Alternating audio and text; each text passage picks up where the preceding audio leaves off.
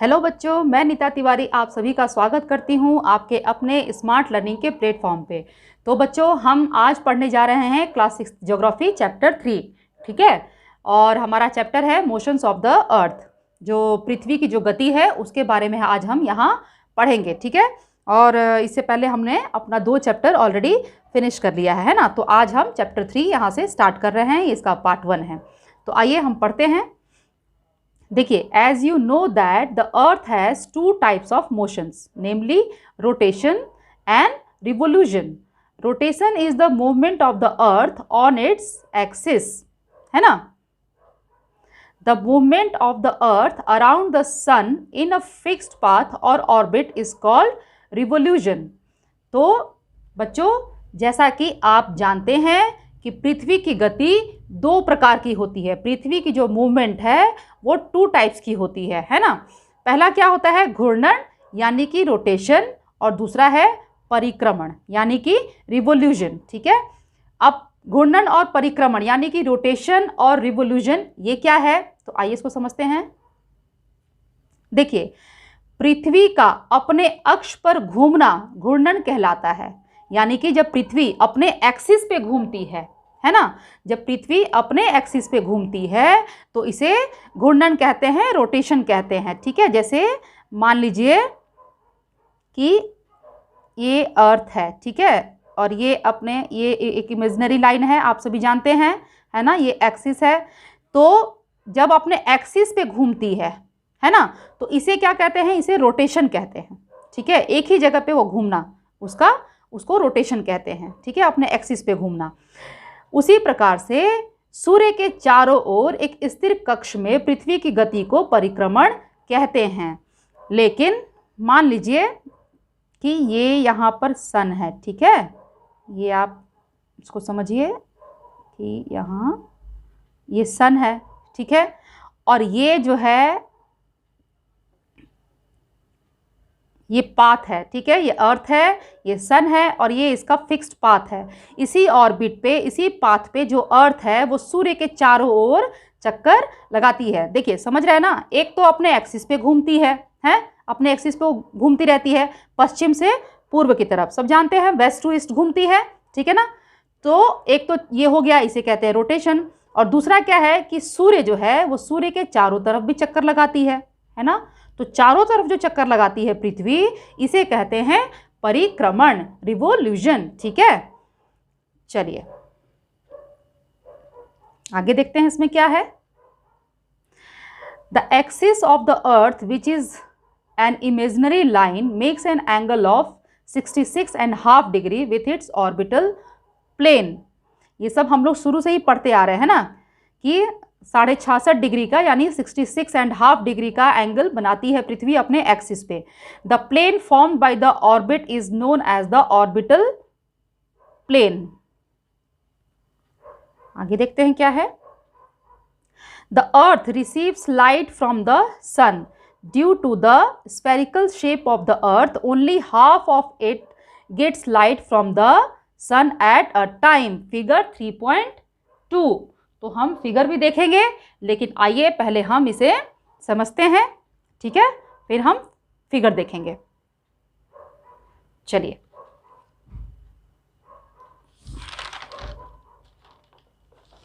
देखते हैं इसमें क्या है।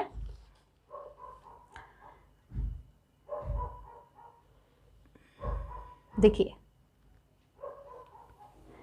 अब देखिए, the portion facing the sun experiences day while the other half away from the sun experiences night.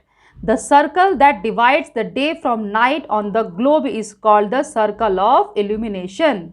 ठीक है, चलिए अब इसको हम समझते हैं। पृथ्वी का अक्ष एक काल्पनिक रेखा है ना। पृथ्वी का जो अक्ष है यानी कि जो उसकी एक्सिस है वो एक इमेजिनरी लाइन है, जो इसके कक्षीय सतह से यानी कि ऑर्बिटल प्लेन से 66.5 डिग्री का कोण बनाती है, यानी कि 66.5 डिग्री का कोण बनाती है। तो अब कक्षीय सतह क्या है? तो वह समतल जो कक्ष के द्वारा बनाया जाता है उसे कक्षीय समतल कहते हैं। ठीक है, ऑर्बिटल प्लेन। पृथ्वी सूर्य से प्रकाश प्राप्त करती है ना, लाइट कहाँ से मिलती है पृथ्वी को? सूर्य से मिलती है। पृथ्वी का आकार गोले के समान है, इसलिए एक समय में सिर्फ इसके आधे भाग पर ही सूर्य की रोशनी प्राप्त होती है। ठीक है, फिगर 3.2। अभी हम फिगर भी देखेंगे।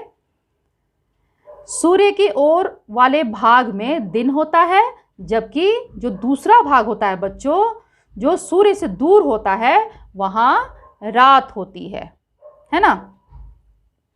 ग्लोब पर वह वृत्त यानी कि वह सर्कल जो दिन तथा रात को विभाजित करता है, उसे प्रदीप्ति वृत्त कहते हैं। तो आइए अब हम जो यहाँ हमने पढ़ा है उसको हम अब फिगर के थ्रू भी समझते हैं। ठीक है, तो सबसे पहले तो आप देखिए कि जो ये 66.5 डिग्री का यानी कि 66.5 डिग्री का जो कोण बनाती है और जो ऑर्बिटल प्लेन है, हम पहले उसको फिगर में समझते हैं। ठीक है, देखिए, ये देखिए, ये हमारा अर्थ है, ये नॉर्थ पोल साउथ पोल, ये एक इमेजिनरी लाइन है, आप सभी जानते हैं। और अपने एक्सिस पे अर्थ जो है वो पश्चिम से पूर्व की ओर घूमती है ना, इस तरीके से घूमती है। और इसी घूमने को, जो अपने एक्सिस पे जो पृथ्वी घूमती है, इसे हम रोटेशन कहते हैं। अब यहाँ देखिए, ये जो इमेजिनरी लाइन है, ठीक है, तो ये 66.5 डिग्री का, क्योंकि हमारा जो अर्थ है वो ऐसे झुका हुआ है ना, टिल्टेड है, हम सब जानते हैं। तो ये 66.5 डिग्री का कोण बनाती है। तो ये जो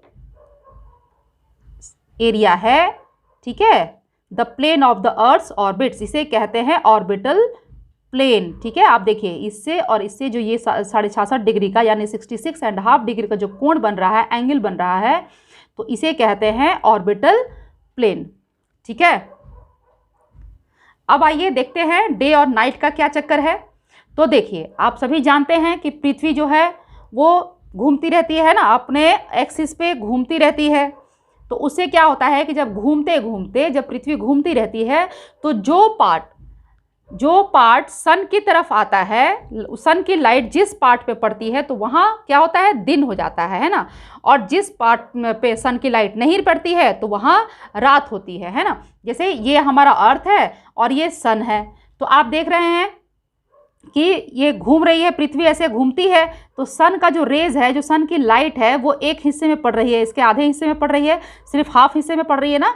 तो यहाँ ये जो हाफ हिस्सा है, इसमें क्या होगा, इसमें दिन होगा, और बाकी का जो हाफ हिस्सा होगा, पृथ्वी का जो हाफ पार्ट होगा, वहाँ पर क्या होगा, वहाँ पर रात होगी, है ना।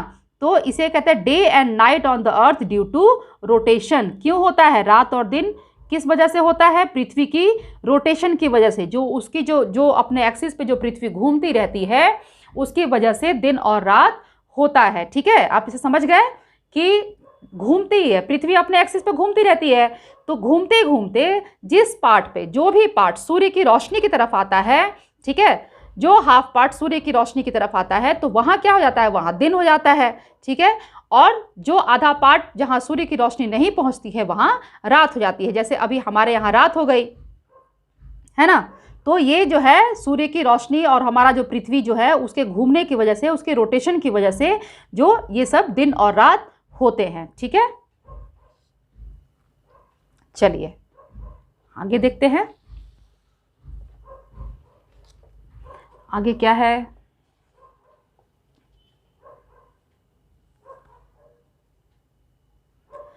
अब देखिए, this circle does not coincide with the axis as you see in the figure 3.2.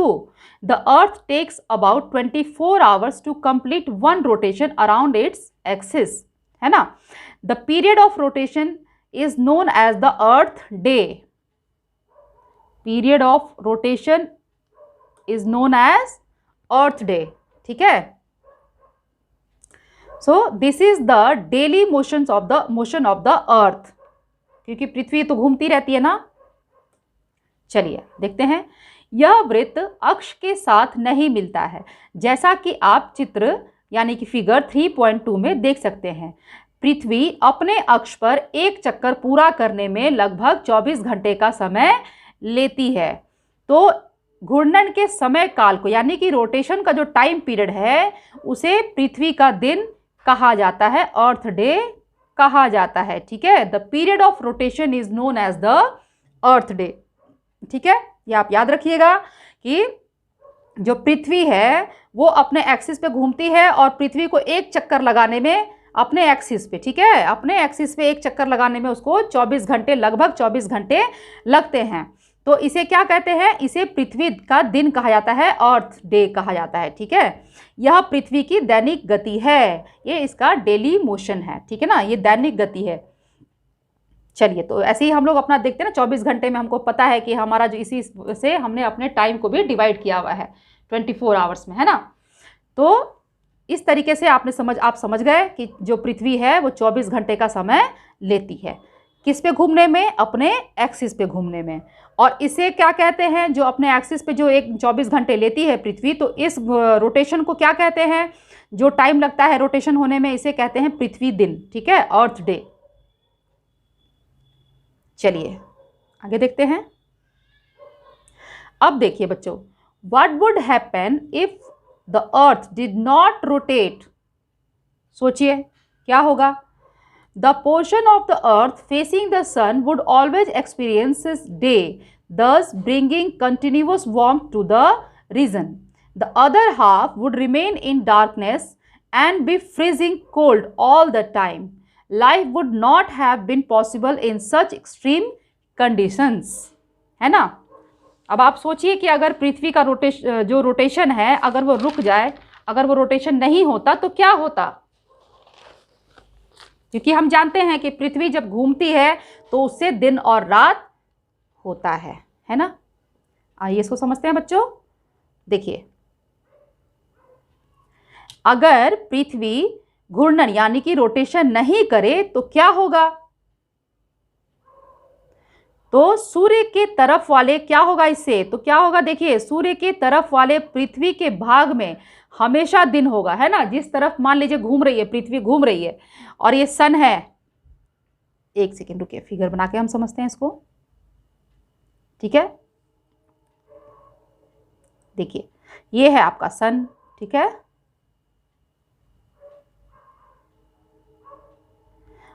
और ये है अर्थ। तो आप जानते हैं कि अर्थ जो है वो अपने एक्सिस पे घूमती है और इसी वजह से दिन और रात होता है। तो अब क्या होगा कि अगर पृथ्वी अपने एक्सिस पे घूमना बंद कर दे, अगर ये नहीं घूमती तो क्या होता? तो जो भी फेस, पृथ्वी का जो फेस सूर्य की तरफ होता, वहाँ क्या होता? वहाँ हमेशा दिन होता, वहाँ सूर्य की रोशनी हमेशा ही मिलती रहती, तो वहाँ क्या होता? वहाँ हमेशा गर्मी पड़ती रहती, है ना। और सेम उसी तरीके से क्या होता कि जो दूसरा पार्ट जो होता, जहाँ सूर्य की रोशनी नहीं मिलती, वहाँ हमेशा डार्क रहता, हमेशा अंधेरा, एकदम अंधेरा होता, हमेशा रात ही रहती, दिन होता ही नहीं। और क्या होता? पूरे समय वहाँ पर ठंड पड़ेगी, है ना, क्योंकि जब सूर्य की रोशनी नहीं मिलेगी तो ठंड तो पड़ेगी ना, एकदम डार्कनेस रहेगा, अंधेरा रहेगा, दिन होगी ही नहीं, है ना। तो इस तरह से क्या है कि इस तरह की अवस्था में जीवन संभव नहीं हो पाएगा। अगर इस तरीके का सिचुएशन हो जाए तो आप सोचिए कि क्या जीवन संभव है? नहीं है, है ना। अगर पृथ्वी ने घूमना छोड़ दिया, अगर उसका रोटेशन बंद हो गया तो जीवन संभव नहीं हो पाएगा, है ना। तो इसे आप समझ गए होंगे कि जो पृथ्वी है वो 24 घंटे लेती है, ठीक है, अपने एक्सिस पे घूमने में लगभग 24 घंटे लेती है, ठीक है। तो घूमते घूमते जो पार्ट, पृथ्वी का जो पार्ट सूर्य की तरफ पड़ता है, ठीक है, तो वहाँ क्या होता है? वहाँ दिन होती है, ठीक है। और जो पार्ट जो उसके पीछे है, जहाँ सूर्य की रोशनी नहीं मिलती है, वहाँ पर रात होती है, ठीक है।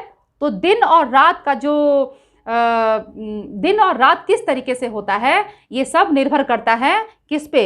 हमारे अर्थ के रोटेशन पे, ठीक है। जो भी हमारा डे नाइट जो सिस्टम चल रहा है, ये सब किस पे डिपेंड कर रहा है? हमारे अर्थ के रोटेशन पे। यदि हमारे अर्थ का रोटेशन ना हो, ठीक है, अगर पृथ्वी का घूमना ना हो, अगर पृथ्वी ना घूमे अपने एक्सिस पे, तो क्या होगा कि जो पार्ट, पृथ्वी का जो पार्ट सूर्य की तरफ है, वहाँ लगातार गर्मी पड़ती रहेगी, सूर्य की रोशनी मिलेगी, सिर्फ दिन ही दिन रहेगा, रात होगी ही नहीं।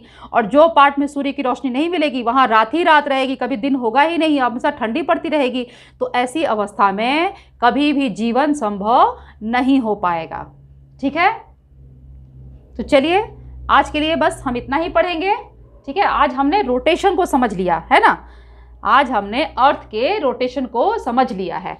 अगले वीडियो में हम रिवोल्यूशन, जो अर्थ का जो दूसरी गति है, अर्थ की जो दूसरी गति है, पृथ्वी की दूसरी गति, ठीक है, उसके दूसरे मोशन के बारे में हम नेक्स्ट वीडियो में पढ़ेंगे। ठीक है, यानी कि हमारा नेक्स्ट वीडियो क्या होगा, रिवोल्यूशन के ऊपर। ठीक है, जो परिक्रमण है, यानी कि पृथ्वी जो सूर्य के चारों तरफ जो चक्कर लगाती है, एक तो इसका एक्सिस पे घूमना हो गया जो हम आज पढ़ चुके, यानी कि इसका रोटेशन। और अब हम अगले वीडियो में पढ़ेंगे कि सूर्य जो इसके पृथ्वी जो सूर्य के चारों तरफ जो घूमती है, जो इसकी परिक्रमा करती है। ठीक है, आप लोग कभी मंदिर गए होंगे अपनी मम्मी के साथ में, तो आपने देखा होगा कि पूजा करने के बाद अक्सर लोग मंदिर में भगवान की पहले पूजा करने के बाद चारों तरफ मंदिर के चारों तरफ परिक्रमा करते हैं, घूमते हैं ना चारों तरफ। आपने कभी नोटिस किया होगा, सेम उसी तरीके से पृथ्वी भी घूमती है सूर्य के चारों तरफ। ठीक है, परिक्रमण इसी ही कहते हैं। तो हम अगले वीडियो में परिक्रमण के बारे में, रिवोल्यूशन के बारे में पढ़ेंगे। ठीक है, तब तक आप इस वीडियो को देखिए, इसे समझिए और साथ साथ में अपने बुक को भी जरूर लेके बैठिएगा। बिना बुक के कभी भी वीडियो देखने से फ़ायदा नहीं होगा, इसलिए जब भी आप वीडियो देखें तो अपने बुक को अपने साथ ले लीजिए और वीडियो को देखिए। वीडियो में मैं फिगर तो दिखाती हूँ आपको, लेकिन आपके पास अपनी बुक रहेगी तो आप उसमें फिगर को और अपने नज़दीक से देख पाएंगे, है ना, उसको और अच्छे से समझ पाएंगे। सो बुक को हमेशा अपने साथ रखिए। ठीक है बच्चों, तो चलिए फिर हम अगले वीडियो में मिलेंगे। तब तक आप मेरे वीडियो को देखिए और वीडियो देखने के बाद आपको पसंद आ जाए तो वीडियो को लाइक कर दीजिए। चैनल को अभी तक आपने सब्सक्राइब नहीं किया है तो प्लीज़ प्लीज़ मेरे चैनल को सब्सक्राइब कर लीजिए और मेरे वीडियो को ज़्यादा से ज़्यादा शेयर भी करिए, ताकि और भी बच्चे मेरे वीडियो को देख सके और पढ़ सके। ठीक है बच्चों, फिर हम नेक्स्ट वीडियो में मिलेंगे। तब तक आप लोग खुश रहिए, अपना ख्याल रखिए, मुस्कुराते रहिए। Bye bye.